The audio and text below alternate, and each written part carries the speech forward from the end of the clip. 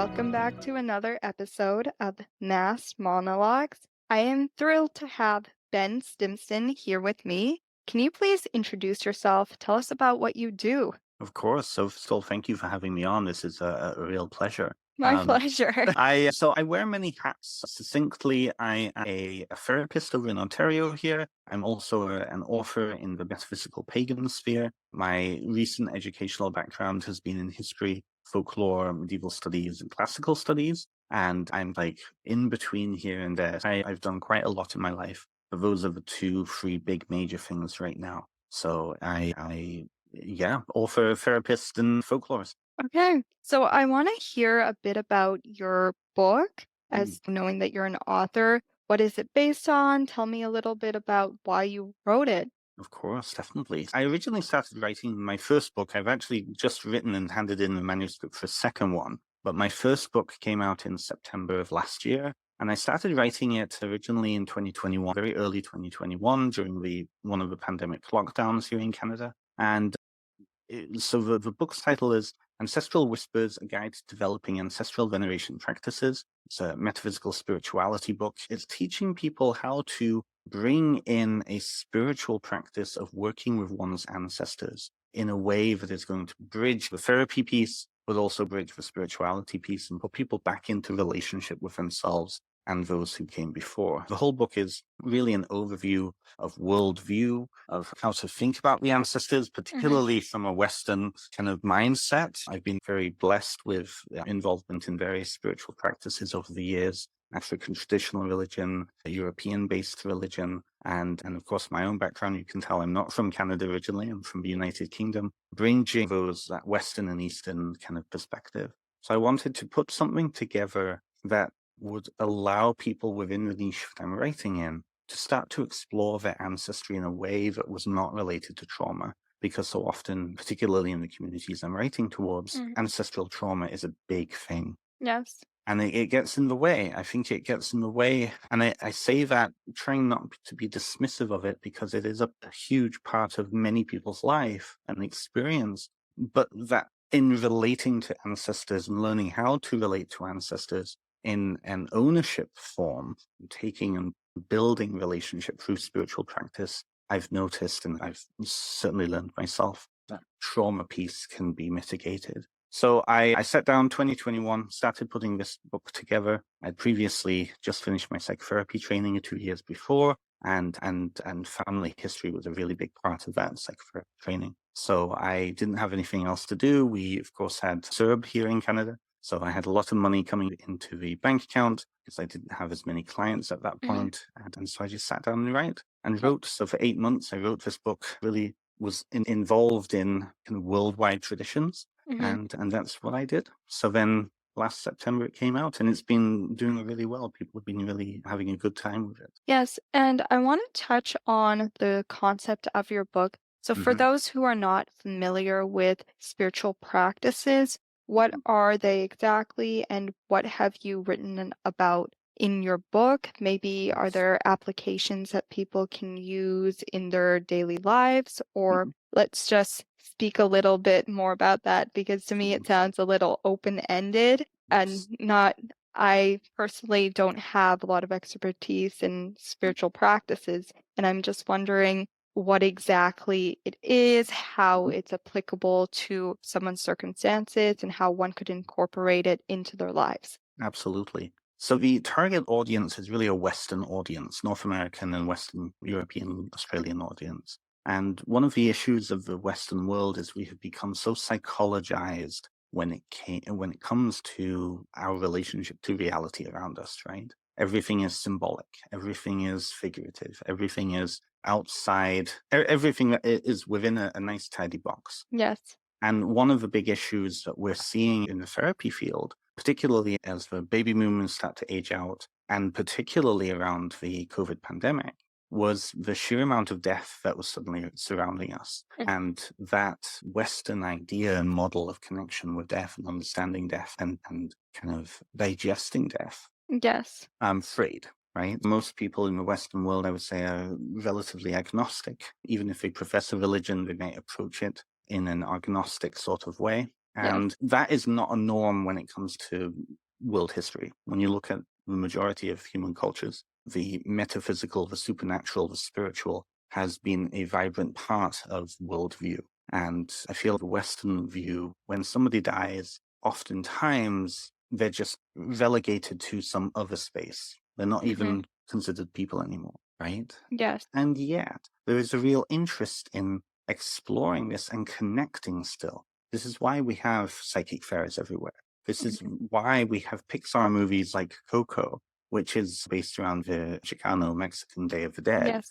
The idea that relationships can survive even after death and into death is a huge part of human culture all around the world. It's really just the past 150 years, really the past 100 years, where the Western culture has shifted away from this understanding of reality that isn't confined to these five senses. So spiritual, sorry, go on. No, it's completely fine. I was just going to ask you to walk me through the process of writing your book. Did you have to do a lot of research on your own? Or obviously you've got a degree, you've done therapy before, and I'm wondering how did you compile all this information to write your book? This is where it becomes a strained piece because different genres of writing require different skills and different ways of approaching. Because this book was partly a therapy book, and I like to think of it as a couples therapy between you and your ancestors or you and these dead people, right? A lot of the modality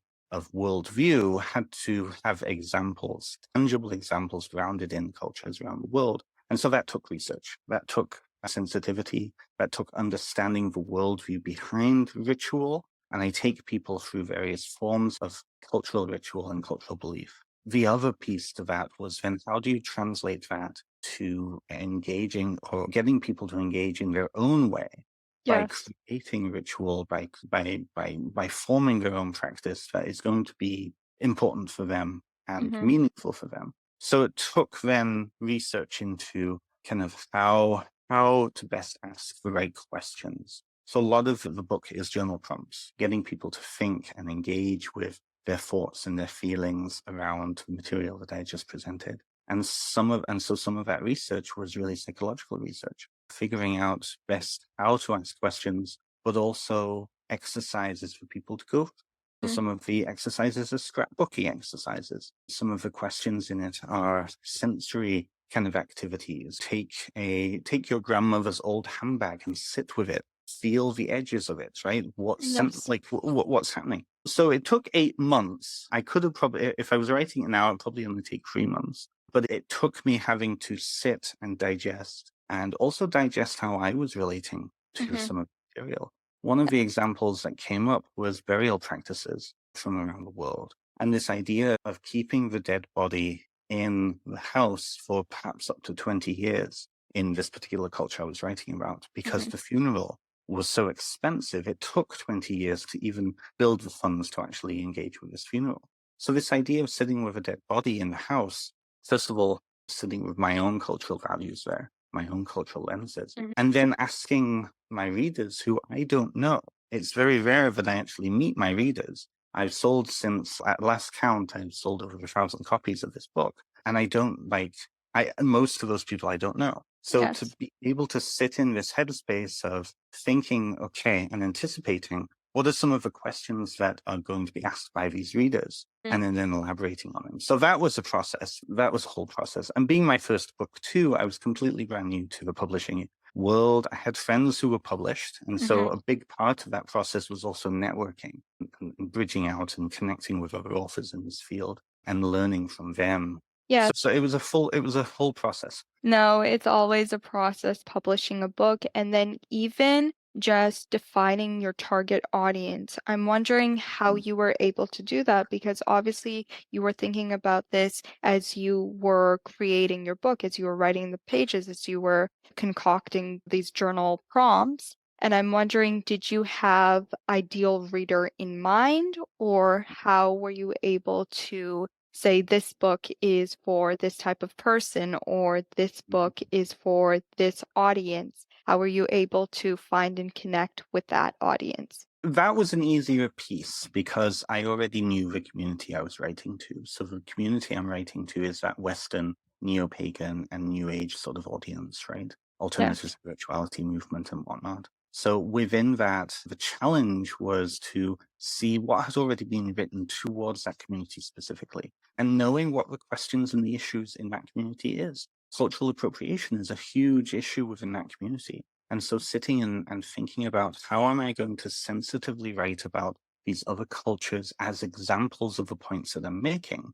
not as you need to go and follow these other cultures and appropriate from them. Yes. Learning how to get through the back door, learning to understand why cultural appropriation is such a big thing in this community and what purpose that serves for them. That took some of the psychological pieces in there too. But also looking at the literature of this particular community. And it's a large community. There is, I think, something along the lines of, in the UK, there's something along the lines of 50,000 identified pagans just in the UK alone. So it's a very large community. So understanding that and publishing, particularly with the publisher I was publishing with, also helped with that because they're geared towards that community in itself. Yes. So that was part of the process. And you mentioned that you have a publisher. Can you tell me about how you were able to do that networking and find a publisher, do a lot of publicity and events? Were you able to promote your book, market it, get it out there? Can you walk me through that entire aspect of the book publishing process? Oh, totally, yes. So Right. I was very fortunate.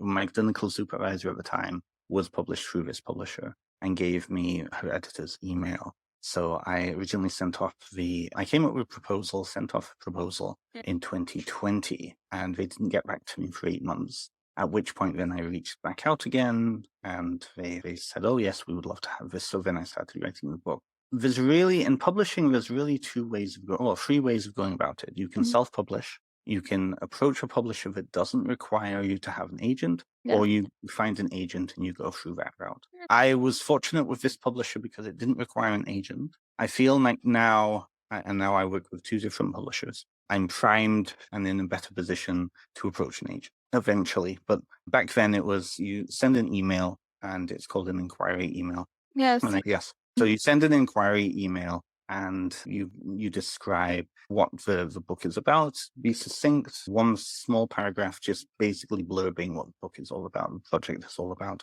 And then at that point, they will write back and say, yes, send a proposal, or no, we're not interested. Yes. So they asked me to send a proposal, put the proposal together, which included questions around marketing, which included questions around networking, which included questions around what other titles are already in the field on this particular subject. Because that's one thing I think a lot of writers quite understand when they're first starting to put the book together. There's a cliche that anybody can write a book and anybody can write, but nobody can write your book, right? Which is true, but it doesn't mean that your book has to be written because there could be many other titles in that particular subject, in which case, if there's too much competition, a publisher probably will say no, right? So at that point, because it was just during the pandemic and the whole process took about 2 years, basically, there was an interest in, okay, we need more deaf books, as horrible as that sounds, but it's true. There was going to be a big interest in that particular subject within this field and within this niche,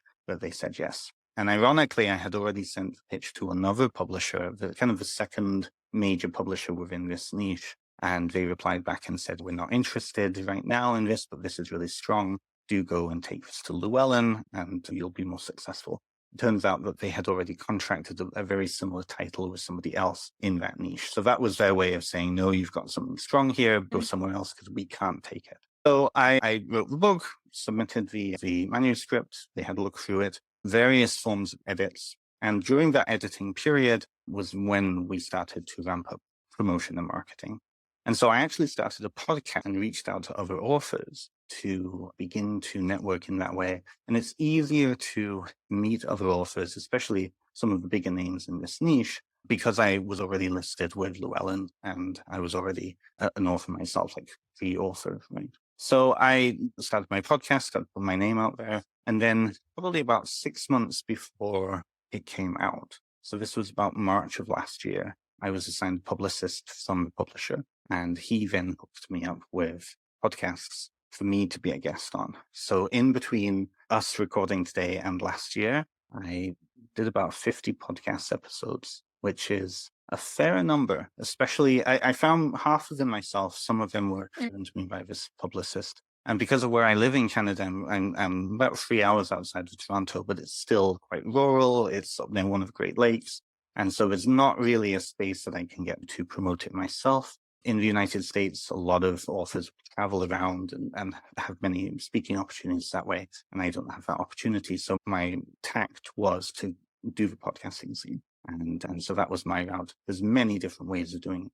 Yes, and I'm wondering if you've experimented with any other routes of marketing. I know a prominent one is ads, investing in ads, or starting a YouTube channel, social media, Instagram, TikTok. I'm wondering if you've ever Absolutely. dabbled with those. Totally. It's one of those things. It really depends on what the niche is, what the book is, what the topic is, and the audience, right? Ads are not going to generate anything from my particular niche. What really worked for my niche was going on to podcasts where I could speak about the topic in depth, give people a real taste, right?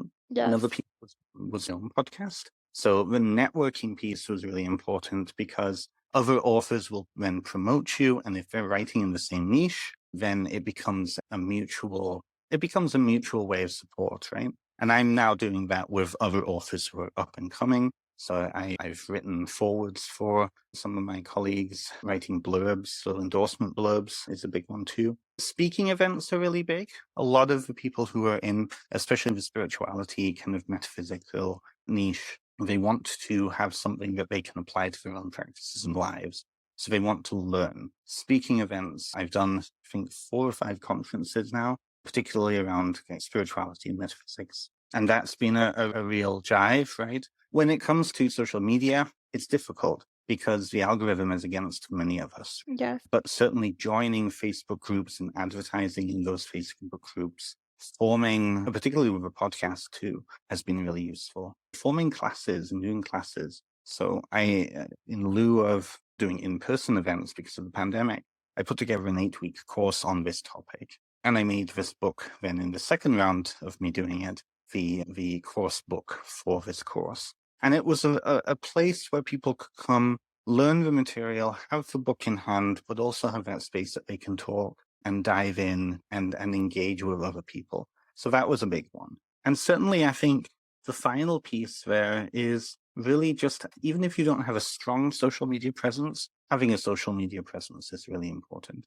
So revamping my website was big, going on, changing it to not only look like it belongs to someone writing in 2023, 24, but to have that approachability. People nowadays, particularly when it comes to any kind of self-help or spirituality books, they want to know that what they're learning is coming from a real person, because there are so many AI created books out there, particularly on Amazon, right? Yes, and it's just crazy how many there are out there these days. It's ridiculous, right? And I've had friends who have been ripped off by these books. I also have friends who their books were copied and recreated through AI and resold on Amazon. So it becomes a really frustrating thing. But yes, you have to know your audience. You have to know what's going to work with your audience. You have to know your audience's needs and also what you're capable of doing. Sometimes, people who are more introverted, particularly in spirituality writing, they tend to be a little bit more introverted. Going and doing speaking events instead of at home writing or in the coffee shop writing is not going to work for them. Yes. And it becomes an issue, right? There's various different ways of approaching it. Would I'm you actually moving to the, sorry, go on. Sorry, I'm just wondering if you'd suggest to step outside your comfort zone and maybe do some more of those public speaking events or even Absolutely. popping onto podcasts, doing that marketing aspect of the book publishing. How would you approach it, say, if you were more introverted, as a lot of people in your niche tend to be? And this is the learning curve. I actually had this conversation with somebody a few weeks ago. And unfortunately nowadays, particularly, and you have to know your niche, right? You really have to know the audience that you're writing for. And oftentimes the pagan spirituality authors that I know, we've been part of the community for such a long time, right? So you have to know your niche. You have to understand what is needed. Going on to podcasts is a way of connecting and is something that a lot of people listen to because people in this niche tend to be crafters, right? A lot of them tend to be crafters, or they want to listen to something while they're doing something like knitting or doing leather work or doing whatever it is, right? And oftentimes, even if you're introverted, they'll be introverted too, right? And oftentimes what I've heard is that people really appreciate, like my podcast, for example, and the guests that I've brought on, because we're more thoughtful and we tend to, it's not about the glam, we tend to go deep, and people are really interested in that. It is, and it's one of those things where you just have to move out of your comfort zones. There's give and take. But I've found that the more people get into talking about their expert subject, the more they brighten up and the more they get into it and the more people will listen because of it. That's a wonderful message that I believe my audience needs to hear. Now, I just want to ask you about where people can find your book, your website. Where can people reach out to you if they want to join your course, read your book, whatever goodies you have on your website? Of course, everything is on benstimpson.com. You can find my social media on there. You can find some freebies. I have some free classes on there, podcasts that I've done, podcasts that I've been on, and of course, more information about the books that I've got coming out. Everything benstimpson.com. Thank you so much for joining us today. Thank you. Please do check Ben Stimpson out. Go look at the podcast description, go to his link. And yep, thanks for supporting us. If you like this podcast episode and you want more episodes like this, then please do share it with a friend or family member. Thank you.